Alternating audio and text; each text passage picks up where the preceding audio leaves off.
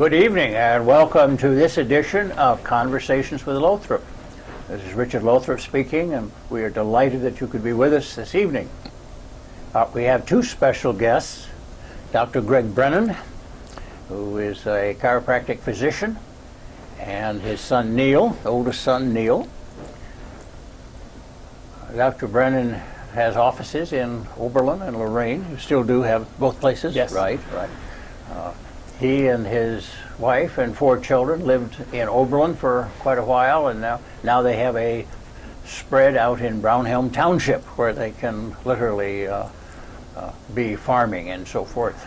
Oh, that's sort of good thing, right? Yeah. Well, we're delighted you're here. What we wanted to concentrate on tonight was an interesting thing that this family is doing. They're one of many who are doing homeschooling. And so we thought it would be fun to talk about that and maybe create some interest in the listening public about this, which it seems to be a phenomenon that we're hearing much more about recently. Would you tell us what is the concept of homeschooling? Simply, it's providing education at home. Mm-hmm. It's, thinking about that question, it's an alternative or an option you have in providing education, which is teaching a child, and it's done in a home setting versus a traditional school building setting. Mm-hmm. And what is the history of it? Well, homeschooling has really been part of civilization. Many children were taught by their parents growing up. Their father was a cobbler. They learned how to do that, and many professions were taught really at home, and the child learned beside the parents on what to do. As schooling became more necessary and educational requirements to do jobs as civilizations became more robust and diversified, schools came into play. And the whole time there's always been a subset of people who have taught at home. And recently it's just been more common in America to take advantage of the option to teach at home. I was just thinking, and perhaps the example in the Bible is Joseph being a carpenter, and Christ in his young days was a carpenter working with his dad. I just suddenly thought about that. And then throughout history, most people, kind of a mini caste system where if your father was a doctor, you learned how to be a doctor. Your father's an attorney. So oftentimes following your father's footsteps, and most of that, I think, occurred at home, and higher education is oftentimes provided on what would have been the early university setting. So what we're really saying is that this is a more refined yes. edition, if I may, of something that has been going on for many, many years in different forms. And it's really an option.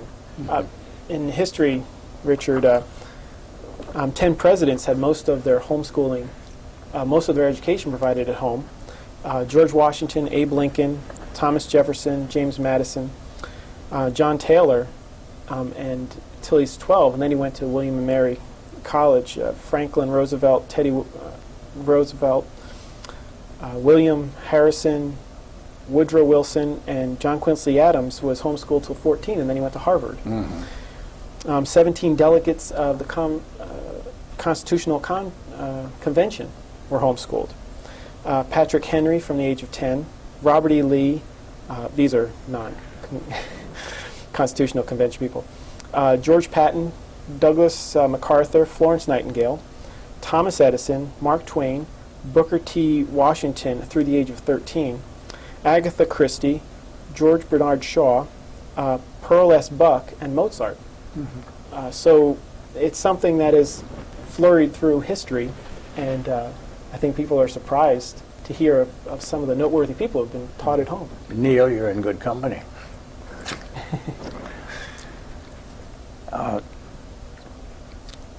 Am I correct that this whole issue of homeschooling is something that is spreading? The yes. concept is spreading. Yes, I think the concept is becoming more understood as a viable option to traditional schooling. Almost 2 million children now in this school year are taught at home. 2 million in the In U.S. the U.S. Are being taught at home. It's really simply put, it's just an option. You know, you can send your child to public school. You can send your child to a private school, be it secular or religious, or you can send your child to your dining room. And it's just an option. People are finding that they can exercise. Some families logistically have a hard time sending their children to school. Maybe if you're living out away from things, and it's easier to learn at home.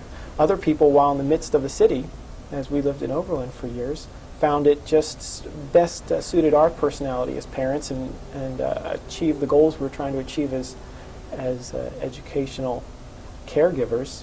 It just worked for us. Well, tell us about how you decided to do this. I mean, that's going to get us to the goals. Okay. Yeah, but let's talk about how did you and your wife decide this is what we want to do with our 4? Did you want to before you had all 4, or did this come on the scene? Tell us about it. Okay, it wasn't quite an epiphany, but it was quite sudden in the realization this was an option. We were planning to send our children to a private Christian school in a local area, and we were touring that school, and it just wasn't quite what we had imagined. It was 70 or so different denominations attending the school, and it just wasn't quite what we pictured a private Christian school to be. It was a good school, it just wasn't what my wife and I had in mind. So as we toured it, we both kind of went away going, that wasn't quite what we thought it was going to be. And I think Neil made a comment of, well, why don't you teach me at home? And that was an innocent comment of his, but Leslie started ruminating about that, and she said, well, Greg, you know, we do have the option of homeschooling, and we can kind of delay the decision for exactly what school, or specifically what school we wanted to go to, have the children go to. So we thought, okay, we can do this, and the first few years, if they learn their colors and numbers and learn how to read, we essentially accomplished what they will in the first few years, and give us some time to decide. And that's how it really came about. And then as we looked into homeschooling and went to a convention in Columbus with 5,000 other parents and 100,000 square feet of curriculum, and it's an annual event held in Columbus in May or so. We realized, wow, this is a real viable option. This isn't just something that we're using to buy some time until we're forced to make a decision as to what to do. And that's how it came about. How do you decide what to teach it and when to teach it? We're fairly eclectic when it comes to curriculum. You know, we use Saxon math. We use a Becca material. We'll use various history books that we can read to the children. Right now I'm reading 1914 edition of the history of the Titanic, all eyewitness accounts of what happened with the sinking of the Titanic, and that gives us a real perspective, that human aspect, so we can read that. We read that on a daily basis. Generally, you want to accomplish the good old traditional schooling subjects that you and I had year after year after year. Those are, you know, the so-called core curriculum. The core curriculum is accomplished. It's that we're fairly eclectic in the way we accomplish that. As far as time goes, Neil could tell you about the timing of how his day goes. How you decide? You asked when we teach it and how we teach it, in what order. We essentially, Leslie will tell the children. She bears the brunt of this. I was telling someone I'm in Lorraine Rotary, and someone asked me what about homeschooling. I said, essentially, I pay for the building, and Leslie's the teacher. She bears the brunt of the logistics of deciding what to teach and when to teach. We will sit there down each year and decide, okay, what we want to accomplish in school, and then she'll go through the curriculums and decide which curriculums. But the children are given some flexibility as to in what order they want to accomplish things. Are there any state guidelines that you have to follow? They vary from state to state. Every state has some guidelines. In Ohio, you're required to teach 900 hours per year. In Ohio, you usually, it depends specifically from county to county, but when we lived in Oberlin, we told the superintendent at the beginning of the year our intention to homeschool. At the end of the year, we either had a certified teacher go through the material and see if Neil was on track as far as what he should be learning for that grade, or we could submit him to a standardized testing, and we've done both. And so the requirements are 900 hours in Ohio, informing the superintendent of your intentions, and then reporting at the end of the year, either through a certified teacher or standardized testing, what has been accomplished that year. So you have to work with the state, both with what the state guidelines are, and also you're in contact with the school district. Yes. And Oberlin school system, we are now going to be dealing with Firelands, and we haven't yet dealt much with them just because we just moved. But Oberlin really was a very nice, very good people to work with, and very respectful, and a nice system to work with, that superintendent. How many people in Oberlin are being homeschooled? Do you have any idea? No, I don't. I just wondered There's suddenly how many there might be.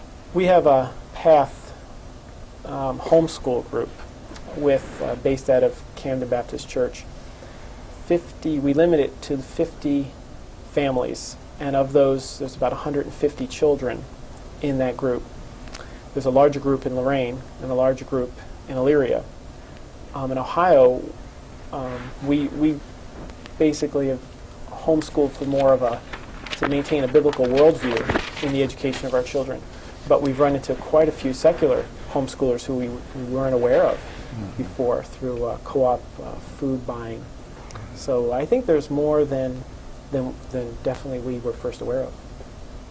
Now, it must be a challenge at times for your wife and you when you're home to teach 4 kids, each at different levels.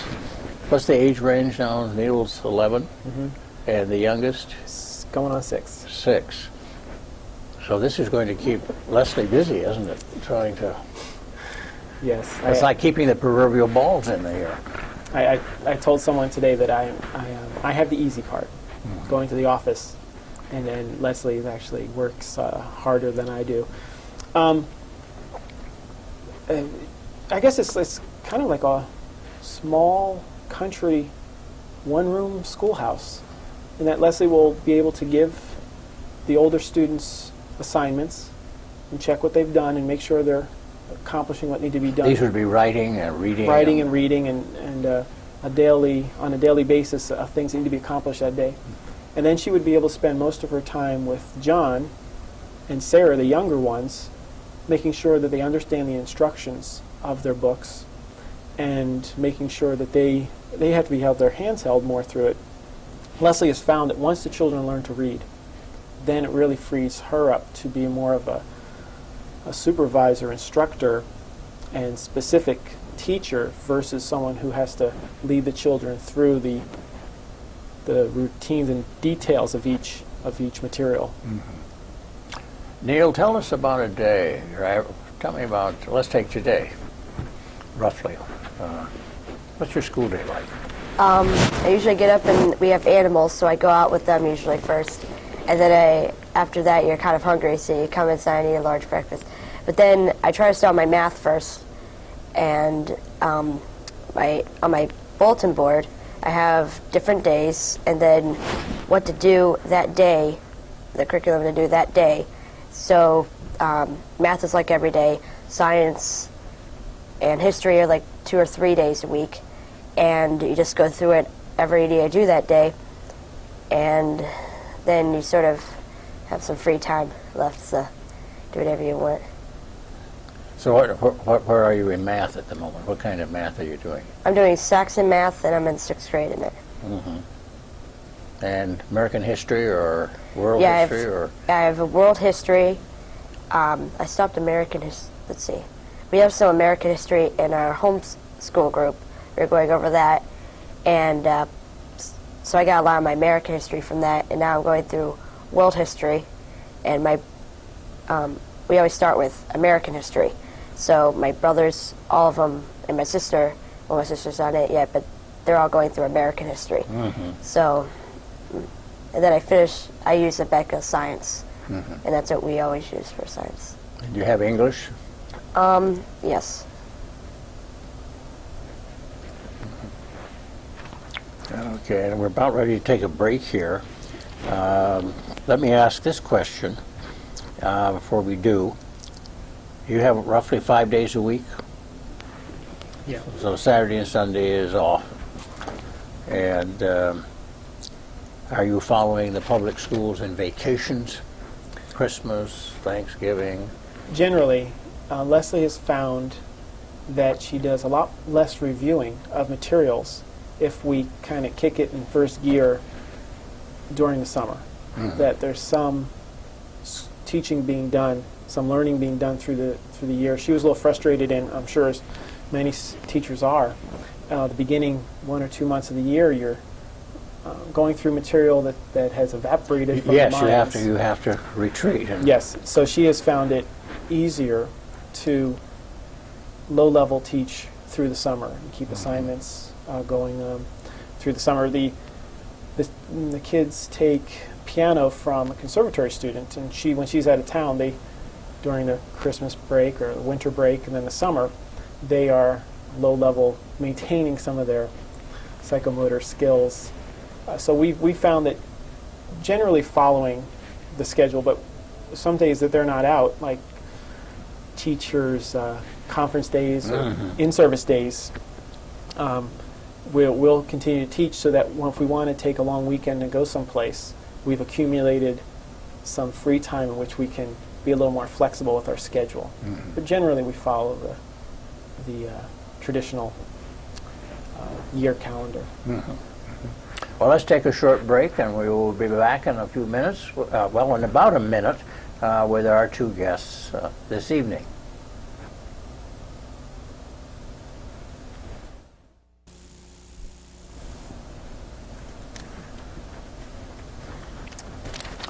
We're back, and we thank you for staying with us, and we're in the second half now of our program interviewing Greg Brennan and his son Neil, and our discussion topic is homeschooling. And I think the scroll is not working, so if you'd like to call in with a question or a comment, it's 775-1635, 775-1635. Let me ask you this, and I ask a negative question in a positive way. Are there any drawbacks to homeschooling? And if so, what are they? Yes. Homeschooling is not for everybody. It's not a hill we're going to die on. It works for us. The drawbacks, it's logistically intensive. You know, there's curriculum to sort through. There's tests that need to be done, administered. Leslie's busy at home. There's a lot of burden on her to be, like you said, a mini schoolroom teacher. And also run a house. And run the house. You know, there's a couple full-time jobs there. Yes, it is. In some ways, it's difficult in that there's a lot more work involved. But with any work, if the outcome is rewarding, it makes the work less drudgery. So yes, it's. I say the largest drawback, the greatest drawback, would be just the logistical work and making it work, and making it look smooth. Now, do you compare notes with other homeschooling parents? Your networking, you mentioned the Columbus. Are there local networking? Yes. Comparing notes? You do field trips together, anything of that sort? We have our homeschool newsletter written by that PATH, which means what? Parents Advocating Teaching at Home. And it has letters from the president and upcoming events, stalker testing, family fun night, Valentine's Day party that kids do, learning how to quilt, yearbook, mom's night out, prayer request, meeting at Jacobs Field. Then a father writes an article. This one was by Tom Williams. It's very good about encouraging fathers to make sure we're doing what we need to do, and supporting our wives who do most of the teaching, and then to be a good father figure for the children. Much learning, as you and I have spoken about your past and mine. Much learning was done outside the school. Oh, yes, yes. So much of our We even have a calendar of events. a calendar there, of events: basketball, roller skating, ice skating, metro parks. So yes, that's on the local level, and then there's a magazine called The Teaching Home that goes through topics that are of interest. Is that a monthly? As a monthly publication, goes through a little bit the Ohio Christian Home Educators of Ohio. It's a little section in there. It's got state news, general news, so it keeps you up to date on what's happening. Articles about curriculum, and then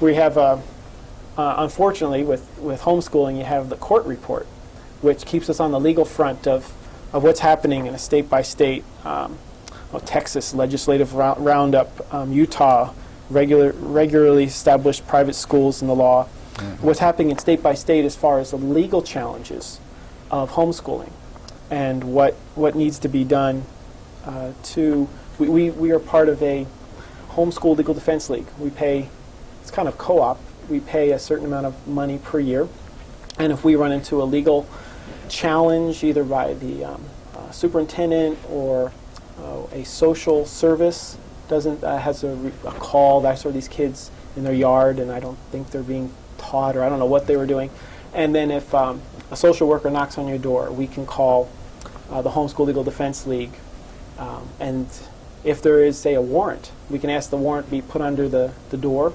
and we can read it to them, and they can make sure. Oftentimes they're not signed by the judges, not properly administered warrants, so then we can at that point determine if we should open the door or not. So those things happen on a daily basis in America. But not to you, I hope. It's never happened to us, but we're I guess you in the back of your mind. So there are things that we do to keep in touch locally, things on a state level, and then there's the legal side of things, making sure that we're doing everything properly and being a good example. I mean, you got to keep your nose clean when you're doing something different. It's kind of like chiropractic, it's a little different, so you have to make sure you do better because people look at you a little critically. It's like, okay, that's different, and so right away you've got to, I think, work harder to be more accepted, and homeschooling has the same challenge, which I think is good because it keeps us harder working. I would like the fact that us homeschoolers are a little bit of underdogs because it keeps us working a little harder. I think we might get a little arrogant or a little full of ourselves if homeschooling was more robust or more accepted. So it's nice. What you asked before is, why is homeschooling growing? And here's Alex Trevek with a homeschool student. Homeschooling became more popular, I think, out of the spelling bee results, the national spelling bees, and some of the debating teams that have done real well. So homeschoolers academically have really, there's not much of a question that homeschooling academically is a viable alternative. It just comes down to the parents. Is this something they are interested in, and is something they're willing to make happen? Now, what happens when Neil in a year or two is ready for middle school and then high school? There are colleges who are actively looking for homeschoolers as students. Some of the Ivy League schools have found them to be independent and academically successful. And boy, if you have students at your school who don't need much oversight and who academically do well. How do you handle things, say, like foreign language instruction or science, where you have laboratory, physics, chemistry? How would you handle that? Well, one way is we have engineers who are fathers in our homeschool group who have put on physics days. I've taught anatomy and geology science to a group. We have nowadays you can buy science kits with all the apparatus you need to run science labs. Especially we have one that's called a micro level chemistry set that requires little reagent to have reactions. So we're starting a pH, studying the pH. So Neil and I will be doing pH experiments to understand what pH is and some of the applications of that. He has an aquarium. So we're going to look at pH and then apply it to, okay, this is what pH is. Why do you want your aquarium to have a neutral pH, or some fish like a little on the acid side, some on the base? What does that mean? And what is a base and what is an acid? So we try to, the thing you can do with homeschooling is you can teach a subject and look around the home for some application of that subject. Like Neil said, we have some sheep and a couple of goats and I think a turkey. And a dog or two. And a dog or two. And when we talk about nutrition and chemistry, which is just edible chemistry is nutrition, is, okay, well, if these things are important, what effect do they have? What would happen if our sheep weren't given the nutrients and they got pregnant? And what could happen to their offspring? And if you want to take them to fair, do you want a sick offspring or do you want a nice, robust, healthy one? So homeschooling lends itself to some applications right in literally your own backyard that you can apply to the subject matter and make it more interesting. Because you and I, we're learning, the whole challenge was keeping our mindset. I think most children are capable of academic excellence in America. I don't care who they are. Most children, just about everyone's capable of that. When they're threatened with taking away their phones, it's amazing how much the grade point will come up. So children are capable. It's just of keeping their interest and helping them understand why they need to learn something. And then I think the teaching is, they want to learn. Neil, do you have anything you'd like to show us? Did you bring anything you particularly would like to? Obviously. We'll line it up there.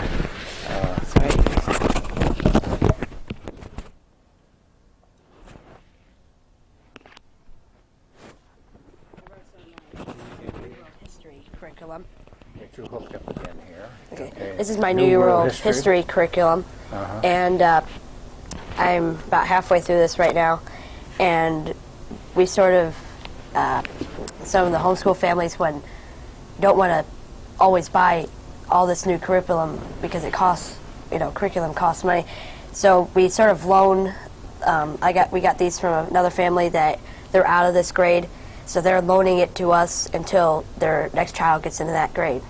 So like my old math book, we loaned that to a friend. It's like a library, isn't it? Yeah, so it's check them in, check them out. Yes, we actually have our own little library there, but so yeah, we sort of almost share it in a way, so you don't have to always buy new stuff for every year and then you don't use it again. So let's see what else here. I asked you about a formal association, didn't I? And you said there is, where you can compare things. What do you do about interaction with other kids?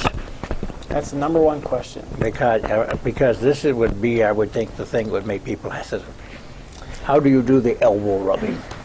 That's the number one question. And people, you tell them you homeschool, and then they kind of cock their heads, and they get this little eyebrow angle, and they say, well, what about social, education, or what about social interaction? People of different races and Right. all of this, yes. Right, and I've heard America's not so much a melting pot, it's a tossed salad. And we have many different people who like contributed to America. Neil has taken architecture classes, and not all those were white Anglo-Saxons. Where did you take that? in Oberlin, here at what was that name of that older house? The OHIO? Oh yeah, the That OHIO. OHIO. Yeah. And I mean, we can talk about all the details of social interaction, but when we sit just down, generally. but when we sit down as a restaurant, Yeah. and an older woman has this look about her as if she's anticipating some butter to fly across and hit her. Because we have 4 children, so you sit by, and a lot of people are a little hesitant nowadays about sitting for children. And not all the time, but 70% of the time, we'll have someone, whether it's at the Oberlin Inn, or it's happened at Presti's, it happens at the Macaroni Grill in North Homestead, some of the restaurants we've frequented. And about 70% of the time, someone will say, I'm so surprised that your children are some of the best behaved children. Where were we? My father recently was remarried, and it was just a couple weekends ago, and they had set up a special room for the children during the party after the wedding. And the waitresses stopped, and she says, "I know you're one of the parents of those children back there." She says, and I'm waiting to hear this. And she says, "I've been working here for like 12 years. She says, "I've never seen such well-behaved children." She says, "They were respectful. They said thank you, and they didn't throw their plates." And so we can talk about what we're doing specifically and taking them to parks. But when it comes down to it, I really feel that children learn more from adults than they do from peers. You know, I don't know about you, but my memories of peers were not oftentimes good memories from childhood. Oftentimes the fights occurred and the name calling, and it's just been interesting that we see good social interaction skills. I took information home occasionally from peers that my parents didn't particularly welcome. I remember that vividly, perhaps more than I do some other things. Well, we're just about at the end of this, and it's been great, and we've tried to condense a lot into a small time. Do either of you have any final thoughts you'd like to share? It's homeschooling is a nice option that some families like to exercise. And some people will do it for the lower grades, and then the kids will go into high school, or some will stay through the whole thing. Right. We've had people get ill, and their children need to go to school for a year or two, and then they'll recover from an illness and have the children back. So it's a nice flexibility to have. Well, we certainly thank you. It's gone fast, hasn't it? It's Yes. just amazing. Yes. And we want to thank you so much, and we have a gift for you. It's a Conversation with Lothrop mug. Conversations with Lothrop mug. Thank you, Richard. Picks up this motif up here. And Neil, you get one also. Yep. And my thanks, Greg. Thank you, My Richard. thanks, Neil, so much for being with us. And we thank you so much for being with us this evening. And the last Thursday of next month, we will hope to have another interesting guest for you to hear. And until that time, this is Richard Lothrop saying thanks again for joining us, and good night.